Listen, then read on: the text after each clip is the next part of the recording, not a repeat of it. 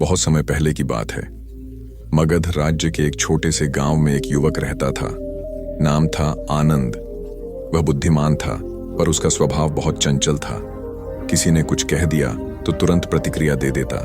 जरा सी बात पर उसका मन खिन्न हो जाता, और जब कुछ अच्छा होता तो उसका उत्साह आसमान छूने लगता। उसका जीवन जैसे एक झूले की तरह था, कभी बहुत ऊपर, कभी बहुत नीचे। एक दिन जब उसकी अशांति अपने चरम पर थी, उसने सुना कि गौतम बुद्ध पास के विहार में प्रवचन देने आए हैं। वह बिना समय गंवाए वहां पहुंच गया। जब उसने बुद्ध को देखा तो एक अजीब सी शांति उसकी आंखों में उतर आई। वह वहां बैठ गया और चुपचाप सुनने लगा। बुद्ध कह रहे थे, मनुष्य का मन यदि अस्थिर है तो संसार की कोई वस्तु उसे स्थिर नहीं कर सकती, लेकिन यदि मन स्थिर हो जाए तो संसार की कोई परिस्थिति उसे हिला नहीं सकती। यह सुनकर आनंद के भीतर जैसे कुछ टूट गया। उसे लगा बुद्ध सी शांति शायद उसे कभी नहीं मिल सकती। वह प्रवचन के बाद बुद्ध के पास गया और बोला, भगवान, मैं कोशिश करता हूं शांत रहने की, पर जब लोग बुरा बोलते हैं या समय मेरे विरुद्ध हो जाता है तो मैं टूट जाता हूं। मुझे बताइए, मैं कैसे शांत रह सकता हूं जब चारों ओर उथल पुथल हो। बुद्ध मुस्कुराए और बोले, आनंद, चलो मेरे साथ। वे उसे पास के तालाब के किनारे ले गए। पानी बिल्कुल स्वच्छ था। बुद्ध ने कहा, आनंद, इस पानी में झांको और देखो क्या दिख रहा है। आनंद ने कहा, भगवान, मुझे अपना चेहरा दिख रहा है। पानी शांत है, इसलिए सब स्पष्ट है। तब बुद्ध ने एक डंडी उठाई और पानी को हिलाने लगे। लहरें उठी, मिट्टी घुल गई और सब धुंधला हो गया। उन्होंने कहा, अब क्या देख रहे हो? आनंद बोला, कुछ भी नहीं, सब गड़बड़ है। बुद्ध ने मुस्कुराकर कहा, अब मत छुओ इस पानी को, बस प्रतीक्षा करो। कुछ देर बाद मिट्टी नीचे बैठ गई, पानी फिर से साफ हो गया।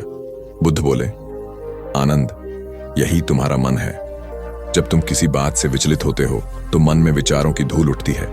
उस समय तुम कुछ भी साफ नहीं देख पाते, लेकिन यदि तुम प्रतीक्षा करो, प्रतिक्रिया न दो, तो मन स्वयं शांत हो जाता है। जब मन शांत होता है तभी सत्य स्पष्ट दिखता है। आनंद ने कहा, भगवान, पर जब कोई मुझे अपमानित करता है तब कैसे प्रतीक्षा करूं? बुद्ध ने कहा, जब कोई तुम्हें अपमानित करता है तो वह तुम्हारे भीतर के अहंकार को छूता है। यदि तुम अपने भीतर झांकोगे और देखोगे कि वहां अहंकार नहीं है तो उसके शब्द हवा में ही रह जाएंगे। जैसे कोई पत्थर नदी में गिरता है तो लहरें बनती हैं, लेकिन जब वही पत्थर हिमालय की बर्फ पर गिरता है तो कोई आवाज नहीं होती। बर्फ शांत है क्योंकि वह ठंडी है, स्थिर है। अपने मन को हिमालय की तरह स्थिर बना लो। दिन बीतते गए। आनंद ने वही करना शुरू किया। जब कोई बुरा बोलता, वह गहरी सांस लेता और मन को देखने लगता। धीरे धीरे उसने पाया कि अब पहले जितना गुस्सा नहीं आता। अब शब्द उसे नहीं चुभते, परिस्थितियां उसे नहीं तोड़ती। उसके भीतर कुछ बदलने लगा था, एक स्थिरता, एक मौन, एक निश्चलता। कुछ महीनों बाद वह फिर बुद्ध के पास आया। उसने कहा, भगवान, अब मैं समझ गया हूं, समय कैसा भी हो, अगर मैं स्वयं को समझ लूं तो कुछ भी मुझे हिला नहीं सकता। पहले मैं चाहता था कि परिस्थितियां बदलें, अब समझता हूं कि मुझे स्वयं बदलना है। बुद्ध ने उसकी ओर देखकर कहा, आनंद, यही सच्ची साधना है। जो व्यक्ति अपने मन को देख सकता है वह संसार के हर तूफान को सह सकता है। जब भीतर शांति हो तो बाहर का शोर तुम्हें छू भी नहीं सकता। समय चाहे सुख का हो या दुख का, बुद्धिमान वही है जो हर स्थिति में संतुलित रहे। आनंद ने उस दिन से निर्णय लिया कि अब वह हर परिस्थिति में केवल एक ही अभ्यास करेगा, शांत रहने का अभ्यास। और जैसे जैसे वह इसे करता गया, उसकी आंखों में वही शांति उतरने लगी जो उसने पहली बार बुद्ध में देखी थी। समय बीता। लोग अब उसके पास आने लगे, यह पूछने की, तुम इतने शांत कैसे रहते हो? वह मुस्कुराकर बस इतना कहता, जब मैंने प्रतिक्रिया देना छोड़ा तब जीवन ने मुझे उत्तर देना शुरू किया। जब मैंने हर हाल में शांत रहना सीखा तब समय ने मेरा साथ देना शुरू किया। और यही वह बिंदु था जहां आनंद को वह सत्य समझ में आया जो बुद्ध ने कहा था, समय कैसा भी हो, यदि मन शांत है तो जीवन सुंदर है। पर बहुत समय पहले की बात है। मगध के उत्तर दिशा में घने बांस के जंगलों के बीच एक छोटा सा मठ था। वहां एक बोधिसत्व भिक्षु रहते थे जिनका नाम था आनंद। वे गौतम बुद्ध के प्रिय शिष्य थे जिन्होंने बुद्ध के साथ वर्षों तक यात्रा की थी। उनकी आंखों में गहराई थी, लेकिन मन में अब भी एक प्रश्न था। कैसे कोई व्यक्ति हर परिस्थिति में शांत रह सकता है? जब जीवन में दुख आता है, अपमान मिलता है या जब कोई प्रिय छूट जाता है, तब भी मन को कैसे स्थिर रखा जाए? एक दिन वे बुद्ध के पास पहुंचे। उस समय बुद्ध राजगीर के पास गृद्धकूट पर्वत पर अपने शिष्यों को उपदेश दे रहे थे। चारों ओर शांति थी, हवा धीमे धीमे चल रही थी और बुद्ध के चेहरे पर वही दिव्य मुस्कान थी जो हर दुख को अर्थ दे देती थी। आनंद ने नम्रता से हाथ जोड़कर कहा, भगवान, मैंने आपके साथ वर्षों बिताए हैं, ध्यान किया है, शास्त्रों को सुना है, पर एक प्रश्न अब भी भीतर हलचल मचाए है। जब समय कठिन हो, जब जीवन टूटता सा लगे, तब मन को कैसे शांत रखें? बुद्ध ने मुस्कुराकर कहा, आनंद, चलो मेरे साथ। वे दोनों पहाड़ी के नीचे उतरने लगे। रास्ते में एक गांव पड़ा जहां लोग झगड़ रहे थे। कोई व्यापार में धोखा देने की शिकायत कर रहा था, कोई अपने खेत के विवाद में चिल्ला रहा था। बुद्ध ने कहा, देखो आनंद, यहां समय कठिन नहीं है, पर मन अशांत है, और जब मन अशांत होता है तब समय चाहे कितना भी अच्छा क्यों न हो, वह बुरा लगने लगता है। वे आगे बढ़े और एक सूखी नदी के किनारे रुके। बुद्ध ने एक खाली कटोरा उठाया और कहा, आनंद, इस कटोरे में पानी लाओ। आनंद ने पास के एक छोटे पोखर से पानी भरा, लेकिन उसमें मिट्टी घुली हुई थी। बुद्ध ने कहा, क्या तुम इस पानी को पी सकते हो? आनंद ने सिर हिलाया, नहीं प्रभु, इसमें गंदगी है। बुद्ध ने कटोरे को वहीं रख दिया और बोले, ठहरो। कुछ देर बाद जब पानी स्थिर हुआ, मिट्टी नीचे बैठ गई और ऊपर का पानी साफ हो गया। बुद्ध ने कहा, अब देखो आनंद, बिना कुछ किए, बिना झगड़े, बिना डर के पानी अपने आप साफ हो गया, क्योंकि उसने चलना बंद कर दिया। मन भी ऐसा ही है। जब समय कठिन हो तो मन को भागने या झगड़ने की नहीं, ठहरने की जरूरत होती है। जब तुम रुक जाते हो तब भीतर का तूफान शांत हो जाता है। आनंद गहरे विचार में डूब गए, लेकिन बुद्ध ने वहीं बात समाप्त नहीं की। वे बोले, शांति कोई परिस्थिति नहीं, यह एक साधना है। जब तुम यह समझ जाओ कि समय बदलता रहता है, तब तुम उसके साथ बहना सीख जाओगे, और जब तुम बहना सीख जाओगे तब तुम्हें किसी लहर से डर नहीं लगेगा। कुछ दिन बाद वही गांव अचानक विपत्ति में घिर गया। बारिश नहीं हुई, फसलें सूख गईं, लोग भोजन के लिए भटकने लगे।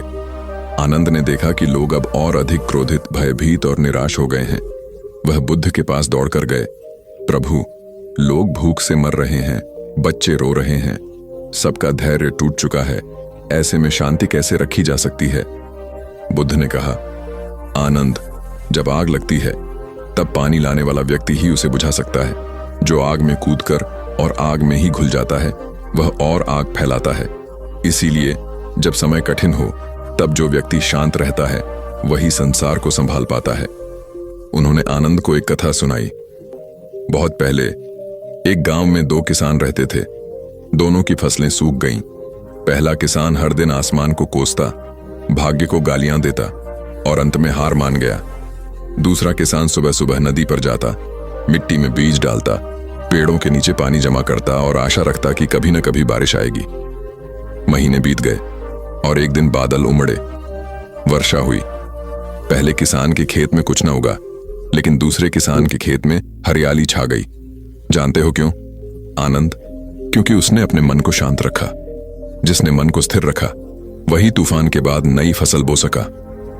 आनंद ने सिर झुका लिया। बुद्ध ने कहा, इसलिए याद रखो, समय हमेशा बदलता है, पर जो अपने भीतर नहीं बदलता वह टूट जाता है। जो भीतर स्थिर रहता है वही हर बदलते समय को दिशा देता है। रात हुई। बुद्ध अपने आसन पर ध्यान में बैठे थे। आनंद ने उन्हें देखा जैसे उनके चारों ओर की हवा भी स्थिर हो गई थी। उनके चेहरे पर ऐसी शांति थी कि दूर जंगल के पशु भी पास आकर चुपचाप बैठ गए थे।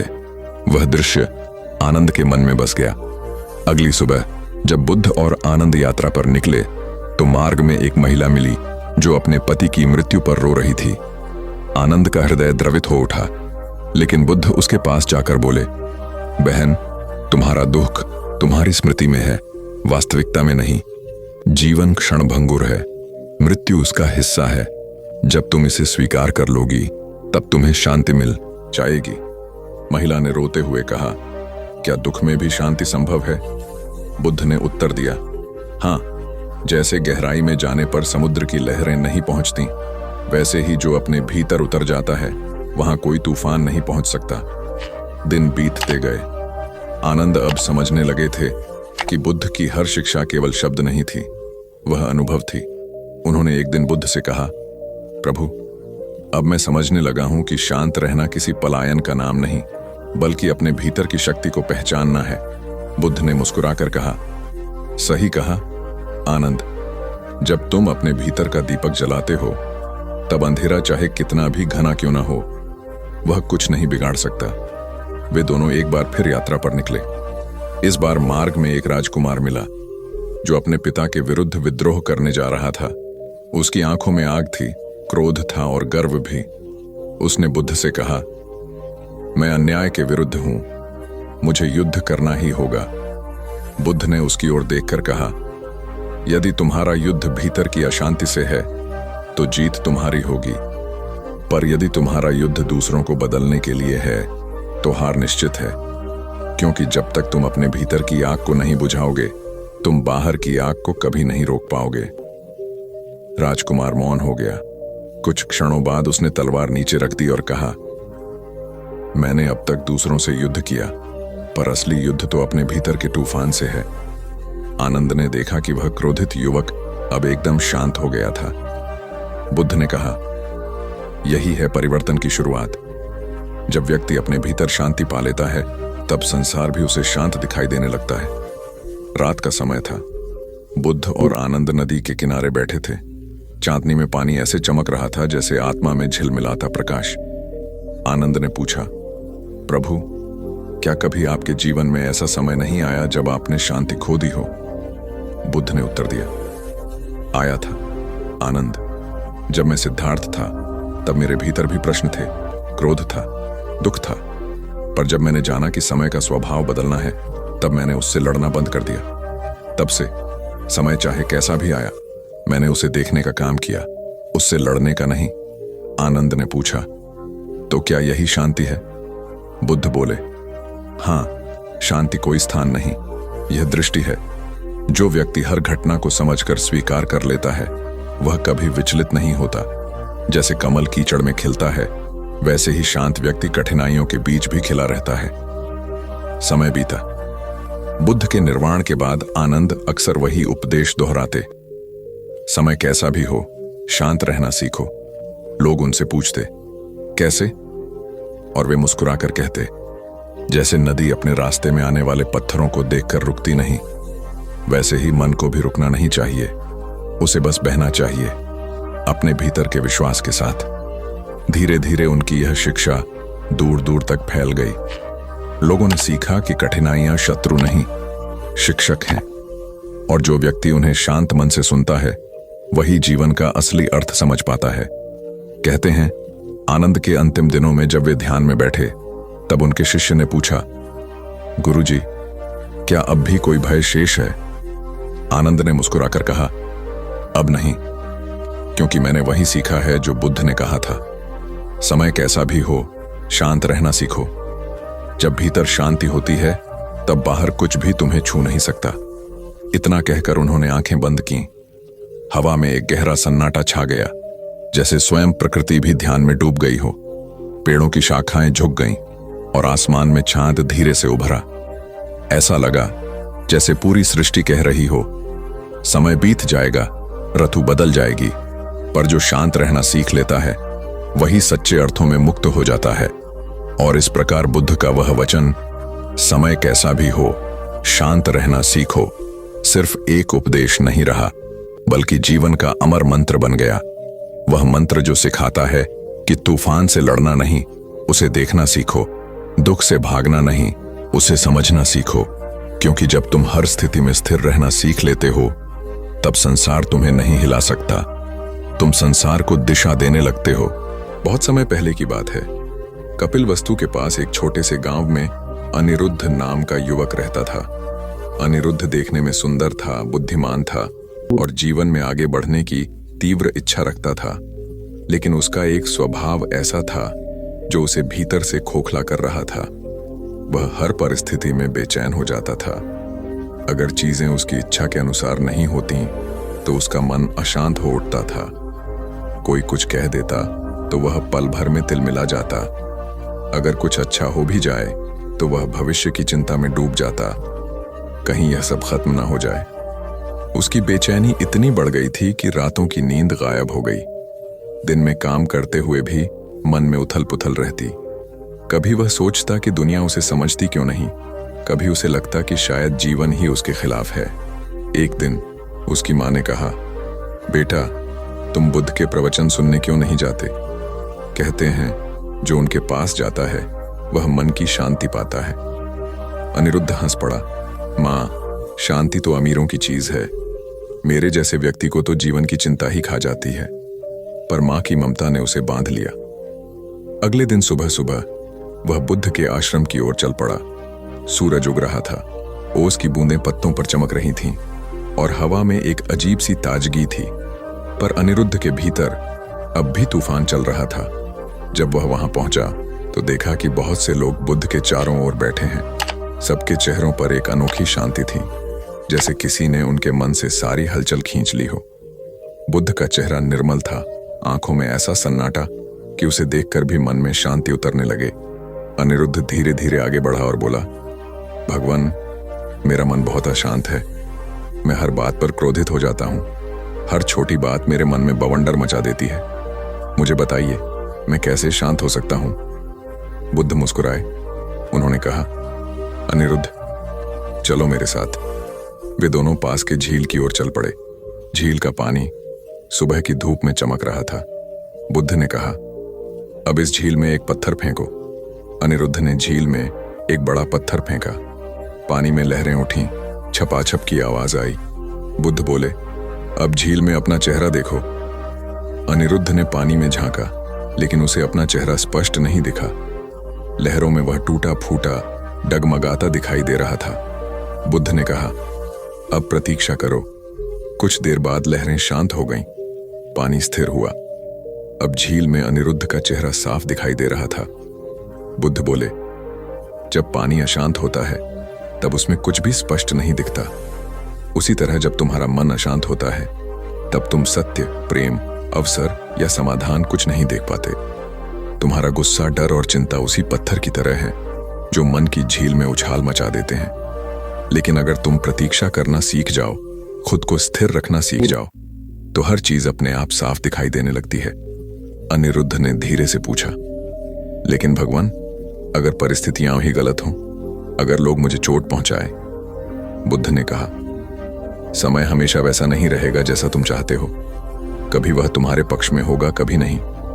पर तुम कौन हो यह तुम्हारा समय तय नहीं करता, यह तुम्हारा मन तय करता है। शांत मन में शक्ति होती है, बेचैन मन में केवल कमजोरी। जब तुम शांत रहते हो तब तुम्हारे भीतर की ऊर्जा सही दिशा में काम करती है। जब तुम क्रोधित होते हो तब वह ऊर्जा खुद तुम्हें जला देती है। बुद्ध ने पास की मिट्टी उठाई और कहा, इस मिट्टी को देखो। जब बारिश आती है तो यह मिट्टी बह जाती है, लेकिन जब मिट्टी सख्त हो जाती है तब पानी भी उसे हिला नहीं पाता। मन भी ऐसा ही है। जो मन परिस्थितियों के हिसाब से डगमगाता रहता है वह अपने निर्णय खो देता है, लेकिन जो मन स्थिर हो जाता है वह हर परिस्थिति में अपने प्रकाश को बनाए रखता है। अनिरुद्ध बुद्ध की बातों में खो गया।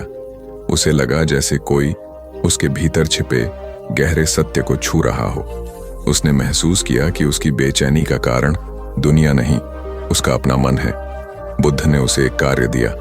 बोले, हर सुबह नदी किनारे बैठो, अपनी आंखें बंद करो, अपने भीतर जो भी भाव उठें उन्हें देखो। कुछ मत रोको, कुछ मत पकड़ो, बस देखने की कला सीखो। अनिरुद्ध ने वैसा ही किया।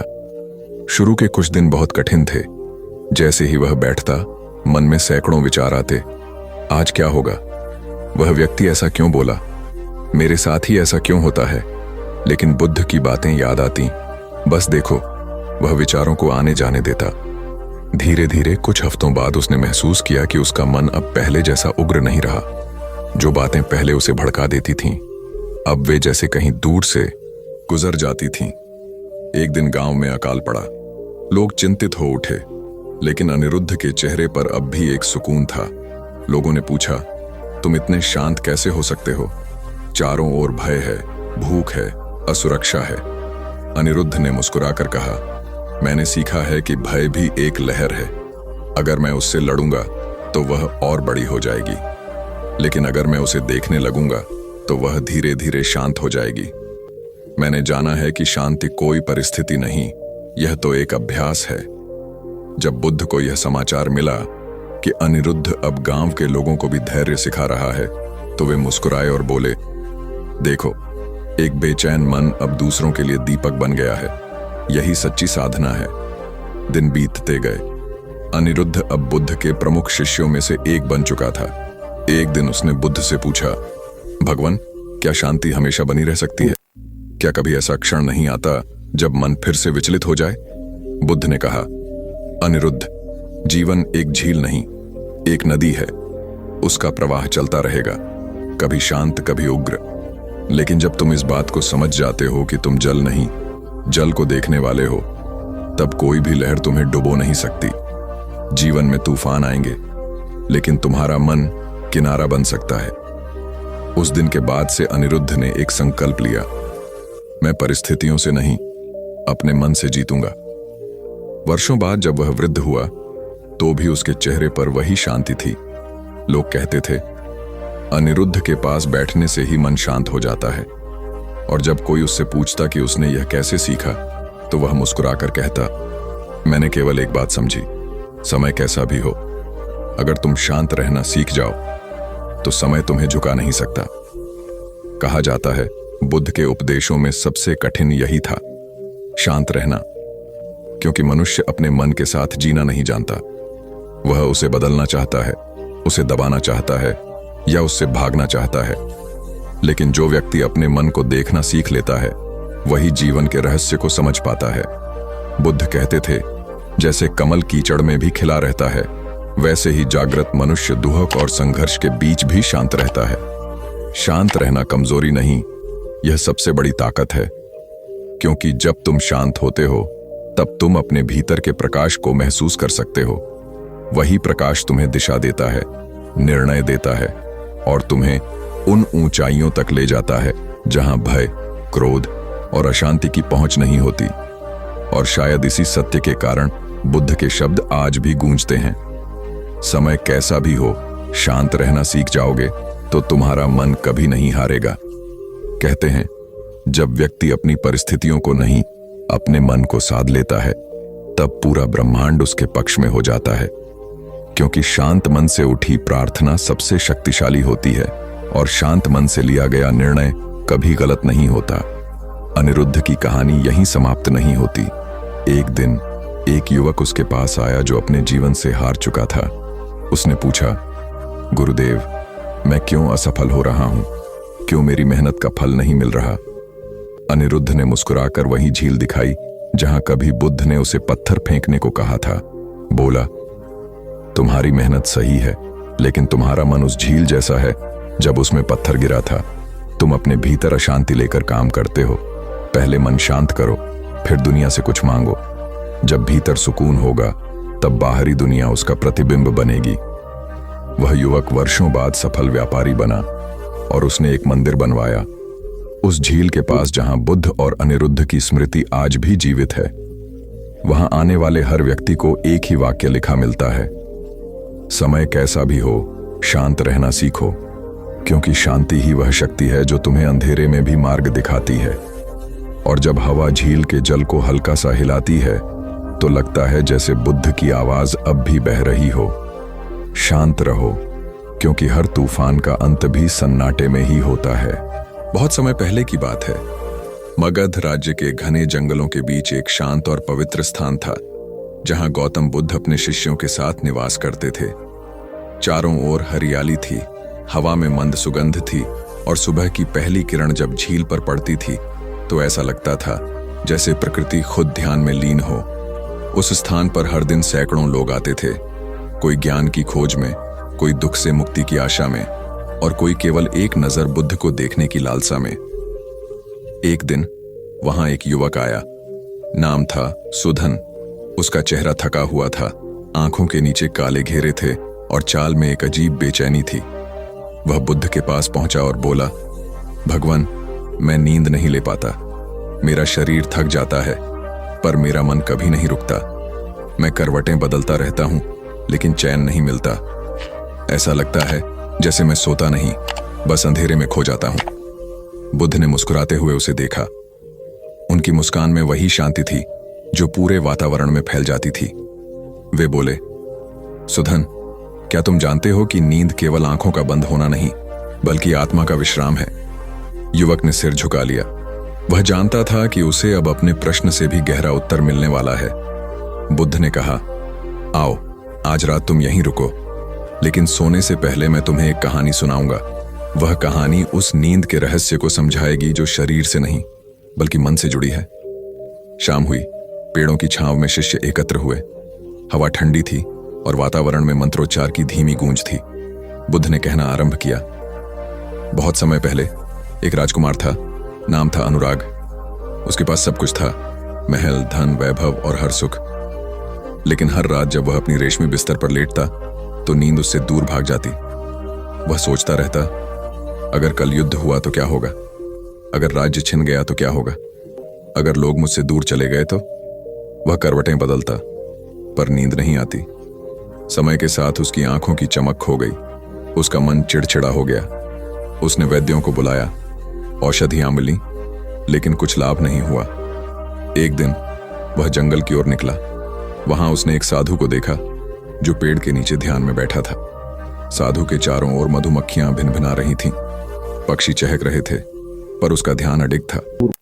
अनुराग उसके पास गया और बोला, मुनि, मैं राजकुमार हूं, मेरे पास सब है, फिर भी मैं सो नहीं पाता।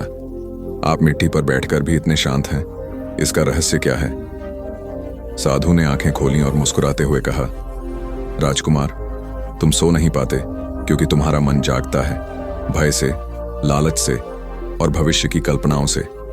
जब मन थक जाएगा तभी शरीर विश्राम पाएगा। तुम बिस्तर पर शरीर को सुलाते हो, लेकिन मन को नहीं। इसलिए नींद तुम्हारे द्वार तक आती है, पर भीतर प्रवेश नहीं करती।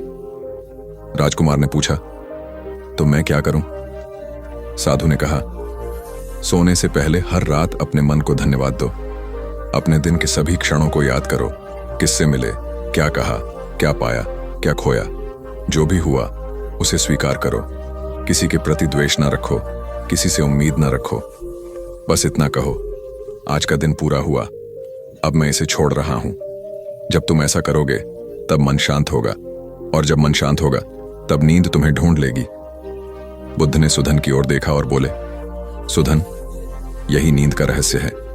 जब तक मन बोझिल रहेगा तब तक सुकून भरी नींद नहीं आएगी। नींद दवा से नहीं, निर्विकार मन से आती है। सुधन ने पूछा, भगवान, पर मैं अपने विचारों को कैसे रोकूं? जब मैं आंखें बंद करता हूं तो मेरे भीतर शोर बढ़ जाता है। बुद्ध ने कहा, विचारों को रोकने की कोशिश मत करो, उन्हें आते जाते देखो। जैसे आसमान में बादल गुजरते हैं, वैसे ही विचारों को गुजरने दो। सोने से पहले 3 काम करो। पहला, अपने दिन के लिए कृतज्ञ रहो। दूसरा, अपने हृदय से सबको क्षमा कर दो। और तीसरा, अपने श्वास पर ध्यान दो। जब तुम सांस को महसूस करते हो तब तुम वर्तमान में आ जाते हो, और वर्तमान ही सबसे गहरी नींद की दहलीज है। उस रात सुधन ने बुद्ध के बताए अनुसार किया। उसने अपने दिन को याद किया, जिनसे झगड़ा हुआ था उन्हें मन ही मन क्षमा किया, और फिर श्वास पर ध्यान दिया। कुछ ही देर में उसकी सांसें गहरी हो गईं और वह नींद में डूब गया। वर्षों बाद पहली बार इतनी गहरी और सुकून भरी नींद में। सुबह जब वह उठा तो उसका चेहरा चमक रहा था। वह बुद्ध के चरणों में झुक गया और बोला, भगवान, मैं समझ गया। नींद को पाने की कोशिश नहीं करनी चाहिए, उसे आने देना चाहिए। जैसे कमल का फूल सूरज की किरणों से खिलता है, वैसे ही नींद शांत मन से जन्म लेती है। बुद्ध ने कहा, हाँ सुधन, नींद कोई लक्ष्य नहीं, एक परिणाम है। अगर तुम दिन भर अशांत रहो तो रात में चैन की उम्मीद व्यर्थ है। मन का शोर दिन का उद्धार होता है, जो रात में लौट कर आता है। इसलिए दिन में जो सोचो वह प्रेम से सोचो, जो बोलो वह शांति से बोलो, और जो करो वह जागरूकता से करो। तब रात में तुम्हारा मन भी विश्राम पाएगा। दिन बीतते गए। सुधन बुद्ध के शिष्य बन गया। अब वह केवल नींद नहीं बल्कि जीवन की हर बात में सुकून ढूंढने लगा।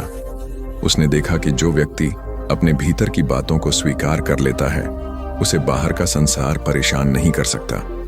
उसने समझा कि नींद का असली रहस्य सिर्फ मुद्रा या दिशा में नहीं बल्कि मन की दशा में छिपा है।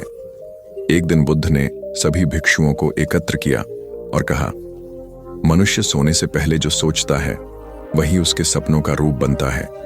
इसलिए सोने से पहले मन को साफ करो। अगर कोई तुम्हें दुखी करता है तो उसे मन से आशीर्वाद दो। अगर तुम किसी को दुखी करते हो तो स्वयं को क्षमा करो। नींद तब गहरी होती है जब भीतर कोई अपराध बोध या द्वेष नहीं होता। जब तुम प्रेम से सोते हो तो तुम्हारे सपनों में भी शांति उतरती है। शिष्य आनंद ने पूछा, भगवान, क्या यह सच है कि सोने की दिशा भी प्रभाव डालती है? बुद्ध ने कहा, हाँ आनंद, शरीर भी प्रकृति का हिस्सा है। अगर तुम दक्षिण की ओर सिर रखकर सोओगे तो पृथ्वी की ऊर्जा तुम्हारे भीतर समाहित होगी। लेकिन यह रहस्य केवल तब काम करता है जब मन शांत हो। शरीर की मुद्रा केवल साधन है, साध्य नहीं। सच्ची नींद तब आती है जब आत्मा हल्की हो। धीरे धीरे बुद्ध की यह शिक्षा पूरे मगध में फैल गई। लोग समझने लगे कि नींद केवल थकान मिटाने का साधन नहीं बल्कि आत्मा की शुद्धि का माध्यम है। जो व्यक्ति दिन भर क्रोध, चिंता या तुलना में जीता है उसे नींद नहीं मिलती, और जो व्यक्ति स्वीकार, करुणा और कृतज्ञता में जीता है उसे नींद अपने आप मिल जाती है। कहते हैं, जब बुद्ध यात्रा पर होते तो रात में वे हमेशा एक ही मुद्रा में सोते, दाहिनी करवट पर, सिर दक्षिण दिशा की ओर और बाएं हाथ को कोमलता से शरीर पर रखते हुए। इस मुद्रा को सिंहासन मुद्रा कहा गया क्योंकि उसमें भी ध्यान की शांति होती थी। उनके शिष्य कहते थे कि जब बुद्ध सोते थे तो ऐसा लगता था जैसे कोई ध्यानमग्न योगी विश्राम ले रहा हो। उनके चेहरे पर वही शांति बनी रहती थी जो जागते हुए होती थी। वर्षों बाद जब सुधन ने अपना जीवन समाप्त किया तो उसके चेहरे पर भी वही शांत मुस्कान थी। लोगों ने कहा, यह वही मुस्कान है जो बुद्ध की नींद में थी, और यही था नींद का वह रहस्य जो केवल शरीर नहीं बल्कि आत्मा को सुलाता है। जब मन किसी से शिकायत नहीं रखता, जब विचार भविष्य की चिंता में नहीं उलझते और जब हृदय आभार से भरा होता है, तब नींद अपने आप उतर आती है, जैसे चांदनी बिना आवाज के धरती पर उतरती है। बुद्ध कहते थे, जो दिन में सजग रहता है वह रात में गहरी नींद सोता है, और जो रात में गहरी नींद सोता है वह सुबह शांत मन से जागता है। यही जीवन का संतुलन है। सजगता से दिन बिताओ और कृतज्ञता से रात सुलाओ। इस तरह सुकून भरी नींद का रहस्य यही है। अपने मन को हर रात मुक्त कर दो। अपने भीतर जो भी चल रहा है उसे स्वीकार कर लो। नींद तब नहीं आती जब हम उसे पाने की कोशिश करते हैं, बल्कि तब आती है जब हम खुद को छोड़ देते हैं। बुद्ध के शब्दों में, जो छोड़ देता है वही सच्चा सो जाता है। और शायद यही जीवन का सबसे सुंदर सत्य है। जब भीतर शांति होती है तभी बाहर नींद मिलती है। जब मन शांत होता है तभी आत्मा विश्राम करती है। सुकून भरी नींद कोई वरदान नहीं बल्कि जागरूक जीवन का प्रतिफल है। और वही था गौतम बुद्ध की नींद का रहस्य। सोना नहीं बल्कि अपने भीतर विश्राम पाना।